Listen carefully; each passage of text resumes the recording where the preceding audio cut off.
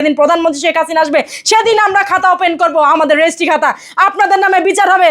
1 লাখ 2 লাখ না, 2 কোটি 3 কোটি না, বাংলার 12 কোটি 16 কোটি মানুষ আপনাদের বিরুদ্ধে দাঁড়াবে। সেই দিন আপনাদের কি বিচার হবে সেই জন্য রশি পাকান। যে খাতা আমরা বানাবো তাতে আপনাদের বিচার শেষ হবে না, কিন্তু আওয়ামী লীগের বিচার নিজের হাতে করেছেন। অতএব এটা চিন্তাও করেন না, ভাইবেনও না যে আপনাদের জন্য 20 কোটি মানুষ বসে থাকবে যে আমরা রশিও পাকাবো না। জনগণ আপনাদের পিষে মারবে, গণধলাইতে আপনারা মারা যাবেন। 1 ফোঁটা পানি পাবেন না আপনারা, পানি পানি করে চিৎকার করলে। মনে রাখবেন, আমার কথা যদি ভুল হয় আমি নাকে খত দিব, যে আমার কথা যদি ভুল হয় যে জনগণ আপনাদের টুকরা টুকরা করবে না। আর পারবেন না, চোখের মধ্যে আর কালো কাপড় বাঁধতে পারবেন না, আর চোখে ধুলা দিতে পারবেন না। দেশের মানুষের কাছে সব বেরিয়ে এসেছে। এখন যতই আপনারা বিমুখ প্রচারণা করেন যে শেখ হাসিনার জন্য মোটা দড়ি বানাচ্ছেন, মোটা দড়ি আপনাদের জন্য বানান। কারণ প্রধানমন্ত্রী শেখ হাসিনা পর্যন্ত আপনারা কেউ অপেক্ষা করেননি যে আমাদের দেশে তার যে কর্মীরা আছে তাদের বিচার পর্যন্ত আমরা অপেক্ষা করি। যেদিন শেখ হাসিনা আসবে তার নেতা কর্মীদের বিচার হবে, তার আগে আপনারা নিজেদের বিচার নিজেরা করেছেন।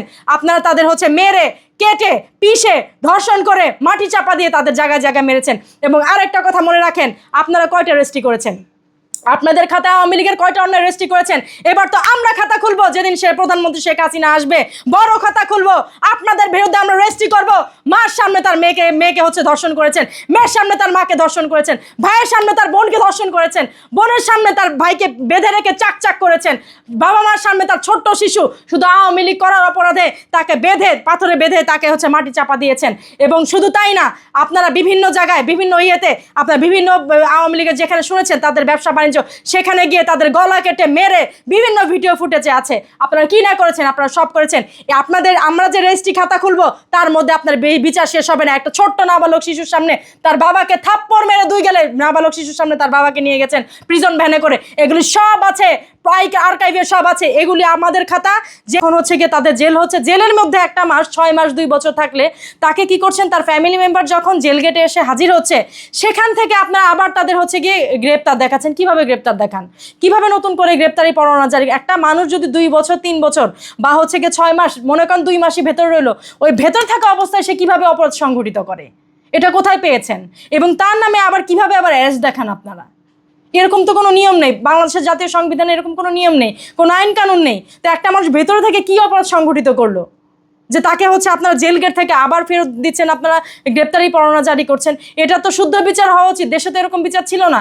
এরকম বিচার থাকলে আজকে আপনারা যারা এই হায়নার মতো বের হয়ে যা আরম্ভ করছেন, গত 16 বছর যদি এরকম হতো আপনারা তো টিকতেই পারতেন না।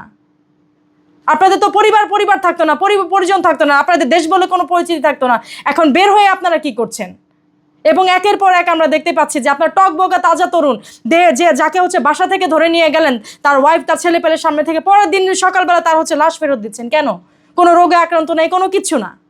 কি কারণে এগুলি করছেন? এগুলি কি মানুষ বোঝে না যে আপনারা তাদের নির্লিপ্তভাবে এভাবে খুন করছেন? শোনেন, রিটার্ন লতে আপনারা অলরেডি পড়ে গেছেন। এই যে আজকে জামাত নেতারা এদিক ওদিক গিয়ে ধরা পড়ছেন, ওটা করছেন, এগুলি কি রিটার্ন ল না? আপনারা তো যথেষ্ট গিয়ে সাবধানতা অবলম্বন করে করেন। তারপরেও কেন আপনারা এত ইসলাম বিশ্বাস করেন, এত আল্লাহ বিশ্বাস করেন? এটা কি জানেন না?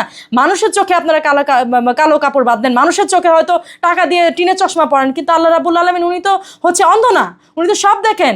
উনি পাথরের নিচে যে পিঁপড়া, তার যে কি খাবার লাগবে সেটাও উনি দেখেন। তো আপনারা তো তাকে ভয় পান না। আমরা সাধারণ মানুষ ভয় পাই আল্লাহকে, আপনারা তো ভয় পান না।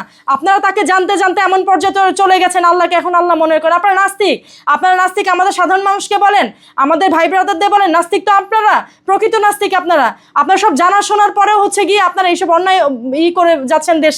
দেশকে 2-3 ভাগ করার জন্যই করছেন।